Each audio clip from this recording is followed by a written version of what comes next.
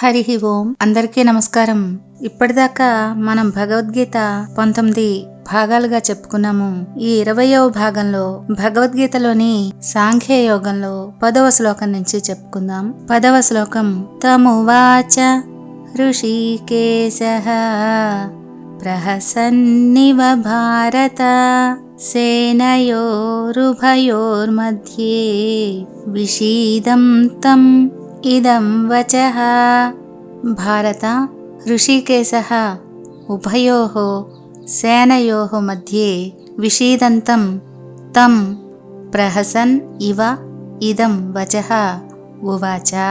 అంటే, ఓ ధృతరాష్ట్ర, ఉభయ సేనల మధ్య శోకసంతప్తుడై ఉన్న అర్జునుణ్ణి చూసి శ్రీకృష్ణుడు మందహాసంతో ఇలా పలికాడు అని భావం. అర్జునుడు శ్రీకృష్ణుడితో తన బంధుమిత్రుల్ని చంపలేనని చెబుతూనే తాను అజ్ఞాన స్థితిలో ఉన్నానని గ్రహించాడు. కానీ ఆ అజ్ఞానాన్ని ఎలా పోగొట్టుకోవాలో, దానివల్ల కలిగిన శోకాన్ని ఎలా వదిలించుకోవాలో తెలియట్లేదు. అందుకే తాను చెప్పదలుచుకున్నదంతా చెప్పి మార్గాన్ని చూపించమని అడిగి ఇంకా మాట్లాడకుండా ఊరుకున్నాడు. మౌనంగా ఉండిపోయాడు. అప్పటిదాకా తనకున్న బాధనంతా కూడా మాటల రూపంలో వెళ్ళగక్కి ఎప్పుడైతే ఇంకా మాట్లాడవలసింది లేదు అని మనిషికి అనిపించిందో అప్పుడు ఆ మనసు ఖాళీ అయిపోయిందన్నమాట. బాగా గమనిస్తే ఎక్కువగా మాట్లాడి బాధలు చెప్పుకుని ఆగిన వాళ్ళ ఆలోచనలు కూడా కొంచెం సేపు ఆగిపోతాయి. బాగా గమనిస్తే ఈ విషయం తెలుస్తుంది. తర్వాత మళ్ళీ వారు తాము ఇంతకుముందు ఆలోచించిన వాటి గురించి ఆలోచిస్తేనే మళ్ళీ ఆలోచనలో పడతారు. ఇక్కడ అర్జునుడి స్థితి ప్రస్తుతం మనసు ఖాళీ అయిపోయి ఉంది. అందుకే మాట లేకుండా మౌనం వహించాడు. మౌనంలోనే అంతర్వాణి వినిపిస్తుంది. అదే యుక్తాయుక్త విచక్షణ జ్ఞానం కలిగిన వాక్కు. అదే నిజాత్మ వాక్కు. అదే పరమాత్మ వాక్కు కూడా. మనం మనసు ప్రశాంతంగా ఉన్నప్పుడే ఎదుటివారు చెప్పే దాంట్లో నిజానిజాల్ని గ్రహించగలుగుతాము. మంచి చెడులు గ్రహించగలుగుతాము. శ్రద్ధగా విని మంచిని ఆచరించగలుగుతాము.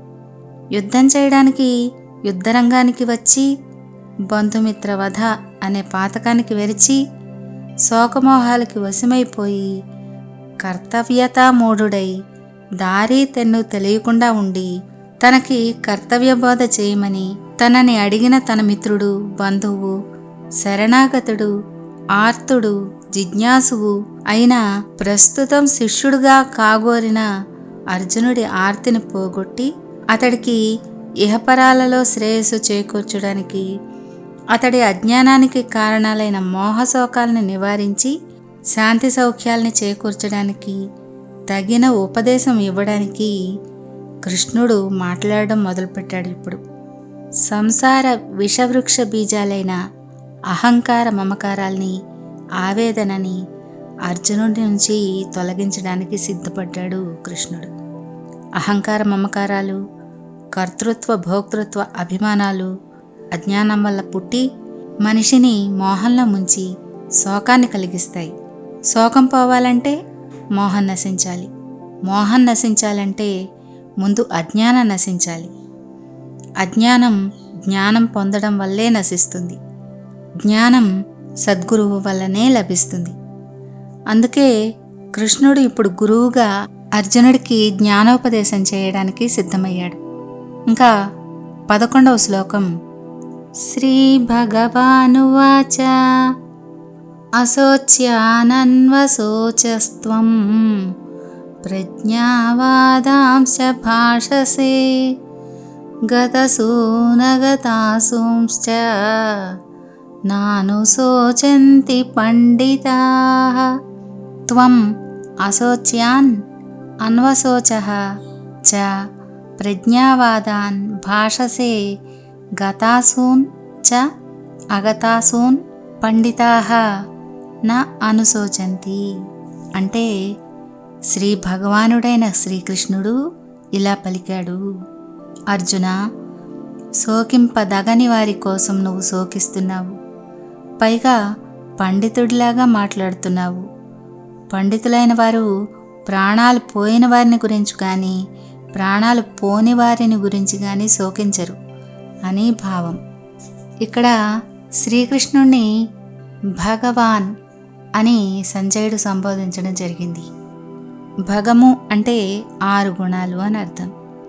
అవి పరిపూర్ణము, సంపద, కీర్తి, జ్ఞానం, వీర్యం, వైరాగ్యం. ఇవి కలిగినవాడు భగవంతుడు. అంటే సృష్టి, స్థితి, సంహారం చేసే పరమేశ్వరుడు. ఉత్పత్తి, ప్రళయం, సృష్టి, సంహారం, జ్ఞానం, అజ్ఞానం తానే సృష్టిస్తున్నాడు. అటువంటి వాడు నిత్యతృప్తుడు, సమస్త జ్ఞానాన్ని కలిగినవాడు, స్వతంత్రుడు, ఆది మధ్యాంతరహితుడు, జనన మరణాలు లేనివాడు, అనంతుడు, మహాబల పరాక్రమవంతుడు. ఇటువంటి విశిష్ట లక్షణాలు కలిగి ఉండడం చేత అతడే పూజించడానికి తగినవాడు. ఈ లక్షణాలన్నీ కూడా శ్రీకృష్ణుడిలో ఉన్నాయి కదా, అందుకే భగవాన్ అని సంజయుడు అన్నాడు. జనన మరణాలు లేనివాడే, కానీ అవసరం వచ్చినప్పుడు రూపాన్ని ధరించగల లేదా శరీరాన్ని ధరించగల శక్తిమంతుడు. తెలిసి ధరించగలడు. సమస్త జ్ఞానాన్ని కలిగినవాడు కదా, అందుకని ఆ జ్ఞానాన్ని కొంత అర్జునుడికి ఇవ్వబోతున్నాడు. ఇప్పుడు శరీరం భౌతిక పదార్థమని, దానికి నాశనం తప్పదని అర్జునుడికి అప్పటికి తెలియదు, కానీ కృష్ణుడికి తెలుసు. అర్జునుడికి జనన మరణాలు సహజమని తెలుసు, కానీ తాను చంపాలని, ఎదుటివారు తన చేతుల్లో చస్తారని భావిస్తున్నాడు కాబట్టే ఈ దుఃఖం. అందుకే కృష్ణుడు జనన మరణాలు సహజమైనప్పుడు దుఃఖించాల్సిన అవసరం లేదు అంటూ ఆ విషయాన్ని గురించిన జ్ఞానాన్ని ఇవ్వడానికి జ్ఞానులైన వారు శోకించరు సుమా అంటూ ముందుగా అతడి శోకాన్ని దూరం చేసే ప్రయత్నం చేశాడు. కృష్ణుడు ఉపదేశించడానికి పూనుకున్నాక జ్ఞానబోధలో మొదటి మాటలివి. అంటే భగవద్గీతలో జ్ఞానాన్ని ఉపదేశించేటప్పటి కృష్ణుడి మొదటి మాటలు ఇవి.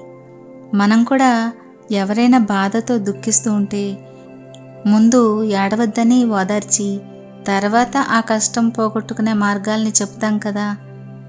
దుఃఖంలో ఉన్నవారికి ఆ దుఃఖం పోకుండా ఇంకా ఏ విషయమూ బుర్రకెక్కదు.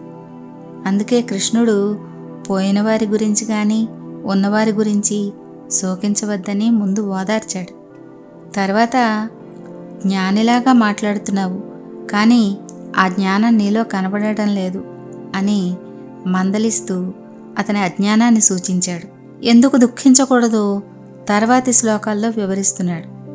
12వ శ్లోకం వినండి. నత్వేవాహం జాతునాసం నత్వం నేమే జనాధిపాః నచైవ న భవిష్యామః సర్వే వయమతః పరం. అహం జాతు న ఆసం న తు ఏవ త్వం న ఇమే జనాధిపాః న చ అతః పరం వయం సర్వే న భవిష్యామః న ఏవా. అంటే నేను ఒకప్పుడు లేను అనేది లేనే లేదు, నువ్వు లేవు అనేది లేదు, ఈ రాజులు లేరనేది లేదు, ఇంకా ఇక మీదట మనమందరం లేకుండా పోతాము అనేది లేదు అని భావం. కృష్ణుడు అర్జునుడికి తెలియని విషయాన్ని స్పష్టంగా చెప్తున్నాడు. ఇంతకు ముందు కూడా నేను ఉన్నాను, నువ్వు ఉన్నావు, ఇక్కడ ఉన్నవారు ఉన్నారని చెప్తున్నాడు. ఇంతకు ముందు అంటే ఈ శరీరంతో జన్మించక ముందని అర్థం. ఈ శరీరంతో కాదు అంటే వేరే శరీరంతో అనే కదా అర్థం. అంటే శరీరం నశిస్తుంది, కానీ మనం నశించం. ఏ శరీరాన్ని ధరించినా మనం శాశ్వతంగా ఉంటాం, ఆ శరీరం నశించిపోతుంది. అందుకే దుఃఖించవద్దు అని అన్నాడు కృష్ణుడు. కృష్ణుడు ఈ విషయాన్ని ఇంకా వివరంగా ముందు ముందు అర్జునుడికి వివరించాడు. అంటే నశించేది దేహమే కానీ మనం కాదు అనే విషయాన్ని స్పష్టపరిచాడు. పరమాత్మకి కానీ జీవాత్మకి కానీ జీవితం అనేది కాలానికి కట్టుబడకుండా అనాది అనంతమని, జీవులందరూ శాశ్వతత్వం కలవారే కానీ జనన మరణాలు వారి అఖండమైన జీవితానికి ఆద్యంతాలు కావని సూచించాడు కృష్ణుడు. తర్వాతి భాగంలో 13వ శ్లోకం నుంచి చెప్పుకుందాం. హరి ఓం.